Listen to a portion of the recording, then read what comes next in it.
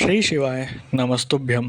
स्वागत है आपका शिव पुराण श्री रुद्र संहिता तृतीय खंड 43वें अध्याय में शिवजी की अनुपम लीला। ब्रह्मा जी बोले, हे नारद, तुमको अपने सामने देखकर देवी मैना बहुत प्रसन्न हुई और तुम्हें प्रणाम करके बोली, हे मुनिश्रेष्ठ नारद जी, मैं भगवान शिव के इस समय दर्शन करना चाहती हूँ।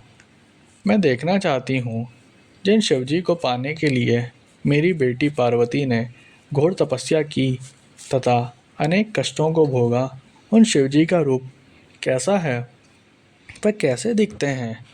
यह कहकर तुमको साथ लेकर देवी मैना चंद्रशाला की ओर चल पड़ी। इधर भगवान शिव भी मैना के इस अभिमान को समझ गए और मुझसे वह विष्णु जी से बोले कि तुम सब देवताओं को अपने साथ लेकर गिरिराज हिमालय के घर पहुँचो। मैं भी अपने गणों के साथ पीछे पीछे आ रहा हूँ। भगवान विष्णु ने इसे भगवान शिव की आज्ञा माना और सब देवताओं को बुलाकर उनकी आज्ञा का पालन करते हुए शैलराज के घर की ओर प्रस्थान किया।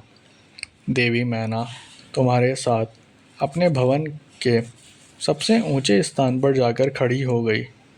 तब देवताओं की सजी सजाई सेना को देखकर मैना बहुत प्रसन्न हुई।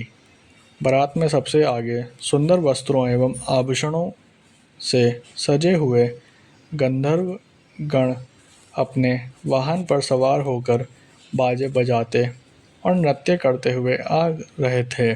इनके गण अपने हाथों में ध्वजा पताका लेकर उसे फहरा रहे थे। साथ में स्वर्ग की सुंदर अप्सराएं मुग्ध होकर नृत्य कर रही थी। उनके पीछे वसु आ रहे थे। फिर मणि ग्रीवादी यक्ष, यमराज, नैऋति, वरुण, वायु, कुबेर, ईशान, देवराज, इंद्र, चंद्रमा, सूर्य, भृगु आदि देव व मुनीश्वर एक से एक सुंदर और मनोहारी रूप के स्वामी थे और सर्वगुण संपन्न जान पड़ते थे। उन्हें देखकर नारद व तुमसे यही प्रश्न करती कि क्या यही शिव हैं? तब तुम मुस्कुराकर यह उत्तर देते कि नहीं, ये तो भगवान शिव के सेवक हैं। देवी मैना यह सुनकर हर्ष से विभोर हो जाती कि जब उनके सेवक इतने सुंदर और वैभवशाली हैं तो वे स्वयं कितने रूपवान और ऐश्वर्य संपन्न होंगे। उधर दूसरी ओर भगवान शिव, जो कि सर्वेश्वर हैं, उनसे भला जगत की कोई बात कैसे छिप सकती है। वे देवी मैना के हृदय की बात तुरंत जान गए और मन ही मन उन्होंने उनके मन में उत्पन्न अहंकार का नाश करने का निश्चय कर लिया। तभी वहाँ से जहाँ मैना और नारद तुम खड़े हुए थे, श्रीहरि विष्णु पधारे। उनकी कांति के सामने चंद्रमा की कांति भी फीकी पड़ रही थी। वह जलंधर के समान श्याम तथा चार भुजाधारी थे और उन्होंने पीले वस्त्र पहन रखे थे। उनके नेत्र कमल दल के समान सुंदर व प्रकाशित हो रहे थे। वे गरुड़ पर विराजमान थे। शंख चक्र आदि उनकी शोभा में वृद्धि कर रहे थे।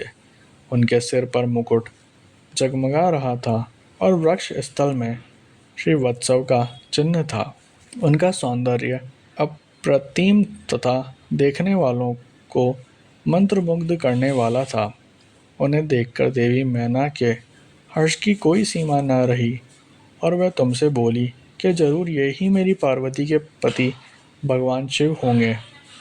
नारद जी देवी मैना के वचनों को सुनकर आप मुस्कुराए और उनसे बोले कि देवी, ये आपकी पुत्री पार्वती के होने वाले पति भगवान शिव नहीं बल्कि श्री सागर के स्वामी और जगत के पालक श्री हरि विष्णु हैं।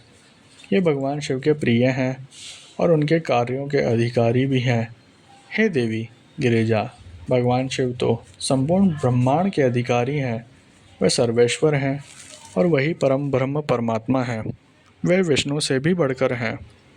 तुम्हारी ये बातें सुनकर मैना शिवजी के बारे में बहुत कुछ सोचने लगी कि मेरी पुत्री बहुत भाग्यशाली और सौभाग्यशाली है, जिसे धन वैभव और सर्व शक्ति संपन्न वर मिला है। यह सोचकर उनका हृदय हर्ष से प्रफुल्लित हो रहा था।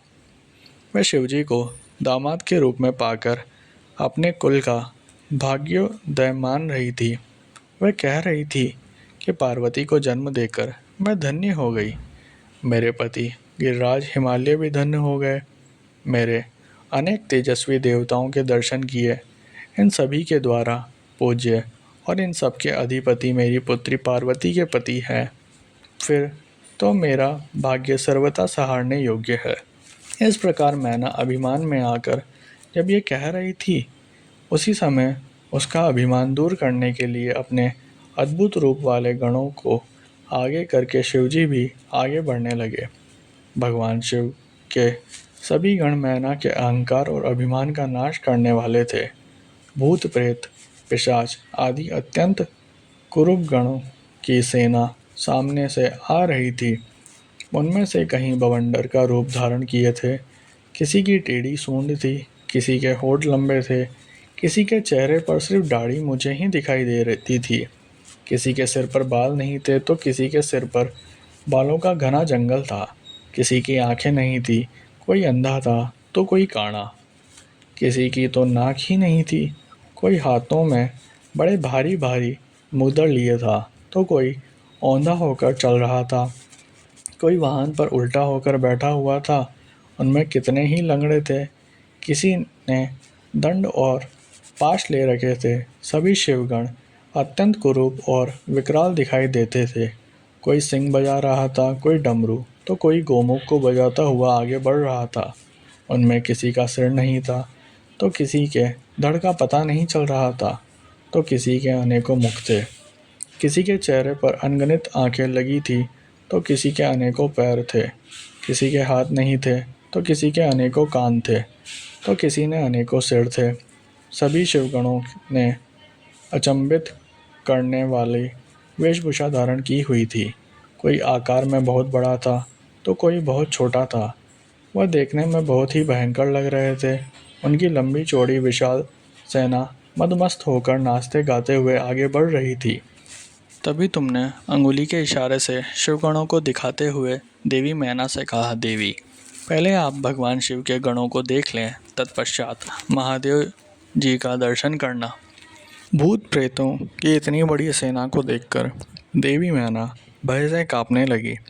इसी सेना के बीच में 5 मुख वाले, 3 नेत्रों, 10 भुजाओं वाले, शरीर पर भस्म लगाए, गले में मुंडों की माला पहने, गले में सर्पों को डाले, बाघ की खाल को ओढ़े, पिनाक धनुष हाथ में उठाए, त्रिशूल कंधे पर रख के बड़े कुरूप और बूढ़े बैल पर चढ़े हुए भगवान शंकर देवी मैना को दिखाई दिए। उनके सिर पर जटाजूट थी और आंखें भयंकर लाल थी। नारद, तभी तुमने मैना को बताया कि वे ही भगवान शिव हैं। तुम्हारी यह बात सुनकर देवी मैना अत्यंत व्याकुल होकर तेज वायु के झकोरे लगने से टूटी लता के समान धरती पर धड़ाम से गिरकर मूर्छित हो गई। उनके मुख से सिर्फ यही शब्द निकले कि सबने मिलकर मुझे छल कपट से राजी किया है। मैं सबके आग्रह को मानकर बर्बाद हो गई। मैना के इस प्रकार बेहोश हो जाने पर उनकी अनेकों दासियां वहां भागती हुई आ गई। अनेकों प्रकार के उपाय करने के पश्चात धीरे धीरे मैना होश में आई।